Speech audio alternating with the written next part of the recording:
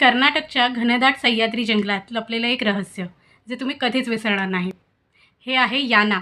कर्नाटकातील उत्तर कन्नड जिल्ह्यात असलेल्या या ठिकाणी आहेत 2 महाकाय शिळा क्रिस्टलाईन खडकाचे शिखरे. पहिले शिखर म्हणजेच भैरवेश्वर शिखर याची उंची आहे 120 मीटर आणि दुसरे आहे मोहिनी शिखर ज्याची उंची आहे 90 मीटर. हे दोन्ही खडक म्हणजे निसर्गाने घडवलेली एक अद्भुत कलाकृती. पुराणानुसार याच ठिकाणी भगवान विष्णूंनी मोहिनी अवतार धारण केला आणि दैत्य भस्मासुराला नृत्य करताना फसवले आणि त्याने स्वतःच्याच डोक्यावर हात ठेवला. क्षणात तो राखेत परिवर्तित झाला. त्याचीच राख आजही या भूमीत आहे असे मानले जाते.